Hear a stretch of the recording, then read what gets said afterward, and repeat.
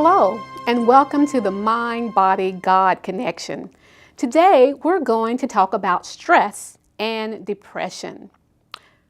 Have you ever been so stressed out that you couldn't think?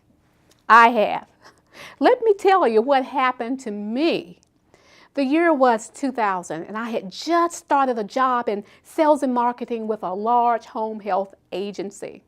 It was a job that I had been praying for, and it was my first board meeting, a day that I will never forget. It's permanent memory in my brain.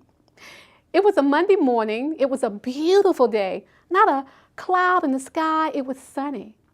Well, being the new kid on the block, I wanted to make a great impression. So I got there early to try to get a feel for the environment. And as I rode the elevator to the top floor, I felt twinges of butterflies in my stomach. And I thought, oh, this'll pass. It didn't. As I walked down the hall into the boardroom, I saw this long, beautiful mahogany table. It looked like it was miles in length. And suddenly, I was seized with fear. I was not prepared for what was going to happen over the next hour and a half. Out of nowhere, a lump appeared in my throat, and I tried to wash it down with water, but it didn't help. Well, the meeting was about to start. The president, the vice president, the marketing team, and other members of the board were all seated, and my lump continued to grow. About 45 minutes into this meeting, my boss called on me to give a report for my area. For a few seconds, I was like a deer caught in headlights, speechless. And when I finally opened my mouth, a high-pitched squeal made an exit. My heart was racing. It was pounding as if it was going to jump out of my chest. Thank goodness my knees were under the table because they began to knock, and little tremors took control of my hands. I thought having a heart attack could not be any worse than what I was going through. I could have crawled under the table. The effects of stress. It is hard on the body. It puts us into a fight or flight response, which is wonderful if we're running for our life. Short term, it's okay. But many of us experience this type of stress reaction on a daily basis. And this is what sets the foundation for many diseases. According to the CDC, up to 90% of all doctor visits in the United States are triggered by stress-related illnesses. Diseases such as depression, heart disease, autoimmune diseases, and stomach problems have all been caused or worsened due to stress. We're going to take a look at stress and depression and look at how it affects the mind and the body. I will also share my personal battle with depression and tell you how I overcame. In 1983, Time magazine cover story called Stress, the Epidemic of the 80s. Now, that was nearly 3 decades ago. Today, we have even greater stressors.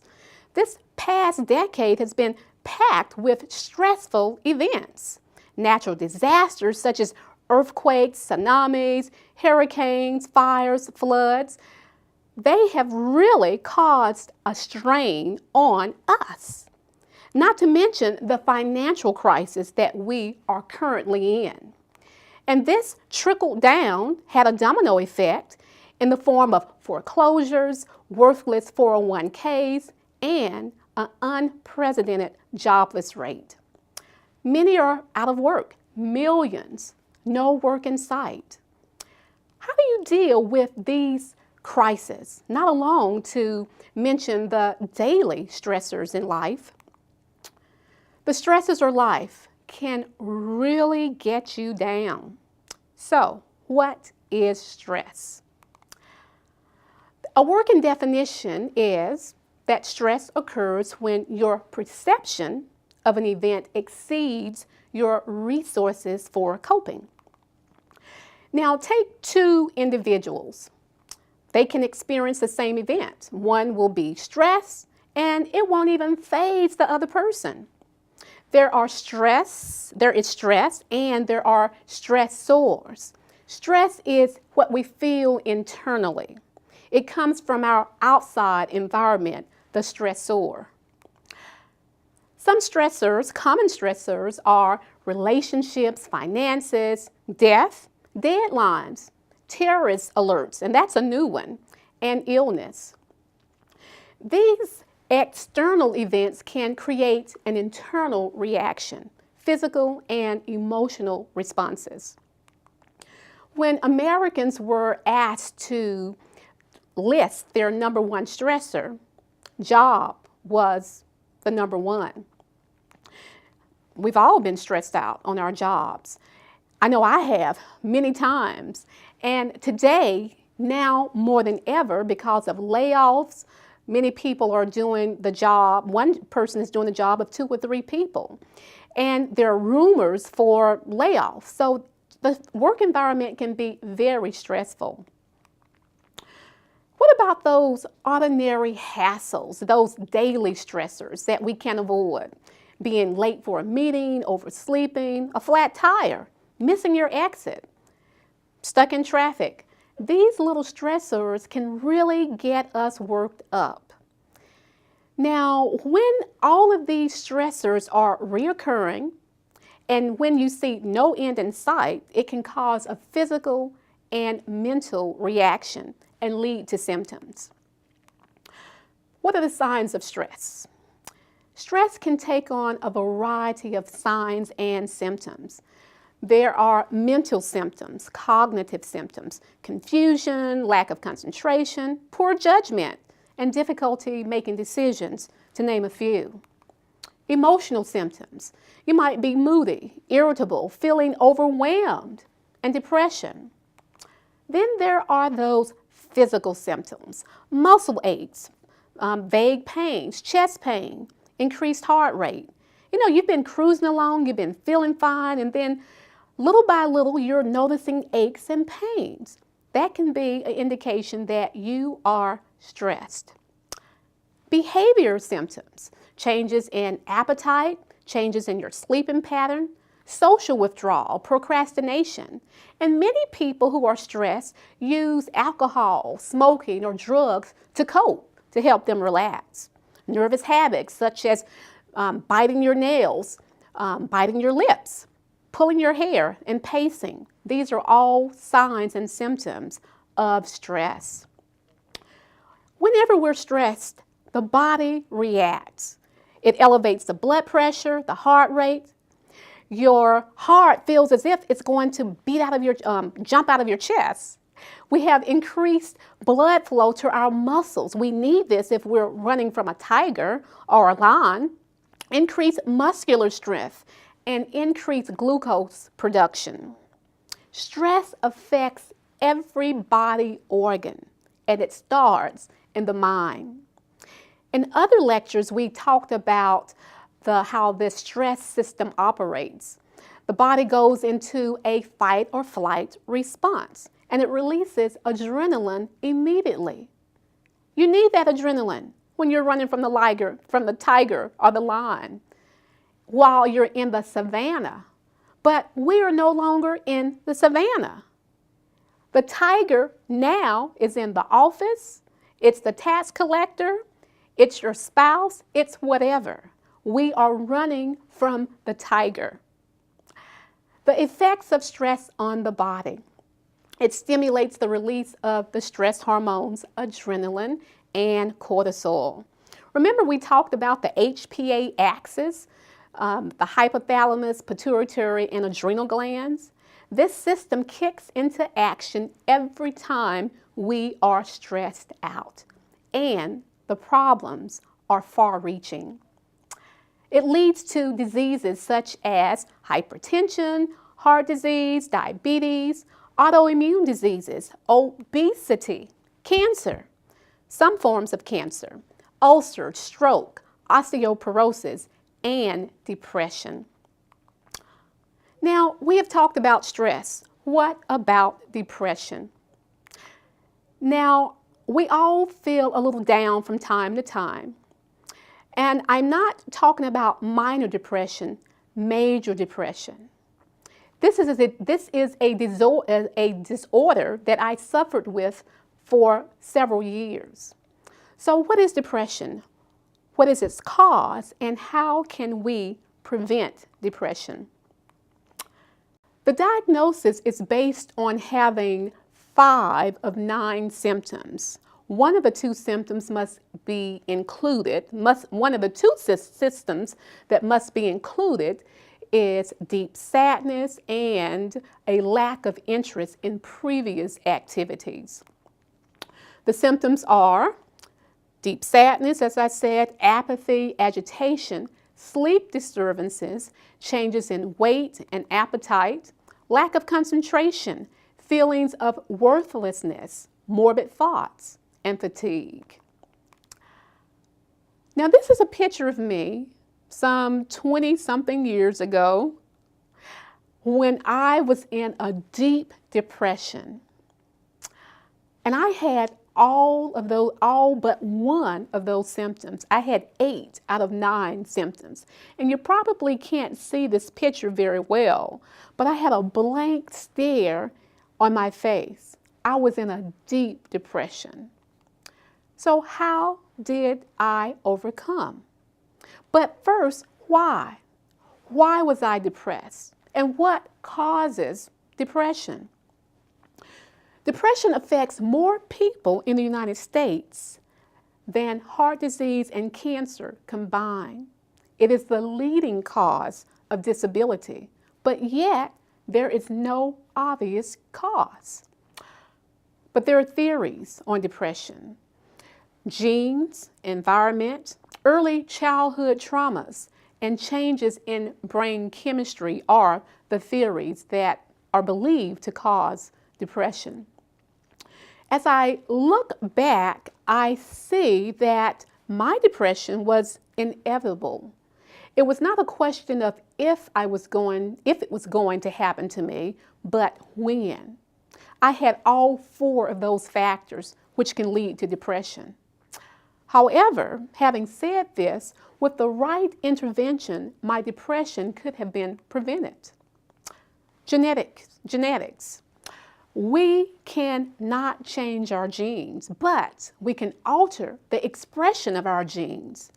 The field of epigenetics, which is a new field, demonstrates that people may have a genetic predisposition to a disease, but the environment determines whether or not the gene will be turned on. We can change the expression of our genes. Now, several of my family members have suffered from depression, and more than likely, this gene is encoded on my DNA, and the environment was the key that allowed this gene to find its expression. I had been stressed out the first half of my life. I was a worrywart. I worried about everything and everybody. And then another lecture, I'll get into more details when I talk about my story. You will see why I was so stressed out. But let's talk about the environment. Poor lifestyle choices, diet, inactivity, emotional stress, and poor sleeping habits, to name a few, are environmental factors that can lead to depression. Adverse childhood experiences. Negative experiences in childhood leads not only to depression, but to many other diseases later in life. Changes in brain chemistry. We've been talking about the brain for quite a while. Stress alters brain chemistry, and these alterations lead to depression. Chronic stress elevates, again, the cortisol levels, and high cortisol levels are toxic to the brain and can cause damage to the nerve cells. And this damage triggers the release of little messengers called cytokines, which activate the immune system. We need our immune system. But the problem is that in the wrong context, cytokines and elevated cortisol levels interfere with normal brain chemistry. Chemicals such as serotonin, dopamine, norepinephrine, the feel-good hormones, they are decreased during depression. I believe that all of these factors played a part in my depression. So, how did I find my way out? I found my way out, praise the Lord. And I don't recall having a depressive episode for years. You know, we all get down in the dumps a little bit, but the Lord has turned my life around, and I no longer suffer with depression. So let's talk about stress and depression together, because depression is the exhaustive stage of stress. And they both can be incapacitating, and getting motivated to do anything when you're depressed and stressed is very difficult. You know all the right things to do. You know you need to eat right, exercise, but you can't seem to muster up the energy, and you feel paralyzed. I don't remember how long I sat on the sidelines before I decided to take those first steps to participate in life. But when I did, little by little, the depression started to leave. Simple steps brought profound results. For example, I was obese and I started exercising. That was the shot in the arm to boost my mood. Exercise increases serotonin levels, and studies show that exercise is more effective than antidepressants in relieving depression. Exercise also increases the production of BDNF. Now you might say, what in the world is BDNF? Well, believe me, you need it. It's a protein, and it's essential for cell repair. It reduces the toxic effects of cortisol. Depression decreases BDNF. Exercise rebuilds it. Now, I was just told to exercise. I didn't know anything about brain chemistry, anything about BDNF, but I started exercising, and I was getting several benefits at one time with just exercise. It balanced my brain chemistry, it brought up my serotonin levels, and it increased my BDNF and restored neurochemicals, which balanced my mood. What about diet? A healthy diet is very important. I changed my diet. I stopped eating the junk foods and started eating fruits and vegetables. Junk food is high in fat, sugar, salt, and these irritants cause problems with the brain. It irritates the brain and it causes inflammation. When I started to feed my brain the right nutrients, my brain made the repairs. It decreased the inflammation. And some of those foods that I love now are the very foods that restored my brain chemistry. Vitamin C, foods that are high in vitamin C, vitamin E, flavonoids, carotenoids, and omega-3 fatty acids. Diet and exercise are ways of helping to deal with stress. But how do you deal with those in your face daily stressors? The disappointments, the hassles, bad relationships, disasters, and other things that are completely out of our control. I love acronyms, and I have another one. Beat stress. Ways to beat stress. B is for being realistic. A reality check. Ask yourself, is this something that I can change? If not, having the right attitude is everything. Is the glass half empty or half full? By reframing your point of view, you are shifting brain chemistry, exchanging negative chemicals for positive ones.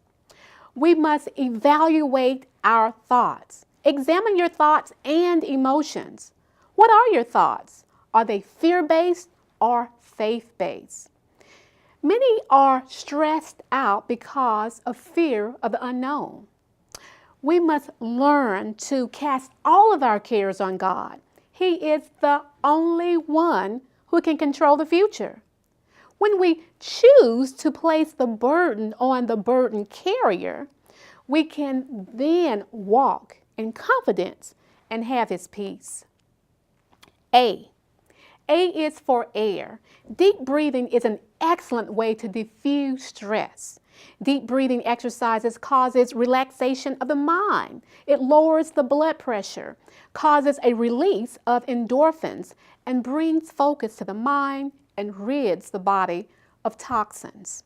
T is for a time of thanksgiving.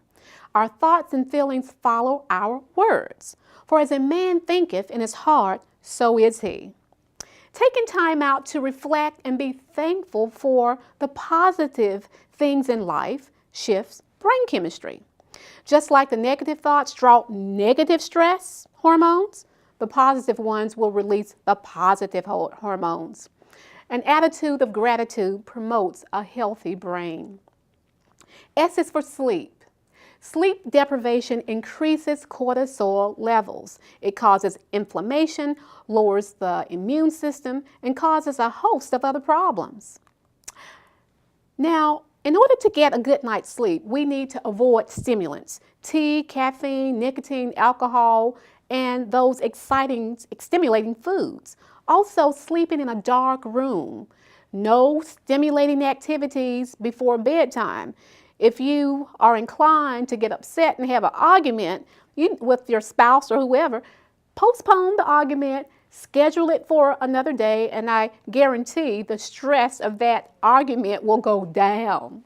No TV, no exercise prior to going to bed. T is for trust. Trust in the Lord with all your heart and lean not into your own understanding. In all your ways, acknowledge Him, and He will direct your paths. Proverbs 3:5-6. God's promises are true, and He will not let us down. Having a trusting relationship with God frees the mind of burdens, of doubts, and fears. And He is the only person that we can totally depend upon in this world. Rest, not sleep, but rest. Today, technology is mind-boggling. iPods, laptops, instant text messaging, cell phones, MySpace, Facebook, Twitter, they rule the day. Technology is wonderful, but in excess, it's a stressor. We need mental breaks from digital juggling. E. E is for encourage. It is more blessed to give than to receive. Encouraging others is a form of giving, and when we do it unselfishly, we are in essence helping ourselves. Studies show that a spirit of giving decreases stress levels. It increases endorphins, it boosts the immune system, and when we encourage others, we are encouraging ourselves. S. S is for sunshine. Sunshine has a direct impact upon the mood and sleep-wake cycle. Have you ever noticed that with several days of cloudy skies that your mood tends to go south? You're not really pleasant to be around. This is because of low serotonin levels. Serotonin helps to regulate the mood, and sunshine is needed to boost serotonin production. This hormone is highest during the day, and it drops like a brick at night. When it drops, the hormone melatonin kicks in, and this hormone induces sleep. Together, serotonin and melatonin regulate the sleep-wake cycle. For a better mood and a good night's sleep, we need our daily dose of sunshine. S is for social relationships. People with healthy social interactions have fewer symptoms of stress. And if they're stressed out, they are less likely to become ill. And if they become ill, they tend to have quicker recoveries. With our current technology, we are isolated. We need to be able to face see a smile, enjoy a laugh. It has therapeutic effects on the mind and the body. It's time to reach out and connect, talk face to face, and build those social networks. Now, we live in an imperfect world. Something or somebody is going, in some form or another, upset your apple cart. However, armed with a healthy diet, exercise, and the beat stress tools, we can better face the clouds and find the silver lining. I believe that these simple lifestyle changes will bring peace of mind and greater quality of health. I'm encouraging you to take this challenge. Take control of stress and beat depression. You now have the tools in your hands. Until next time, I want you to remember that it is in Him, the Creator God, that we live, we move, and we have our entire being. God has not left us alone.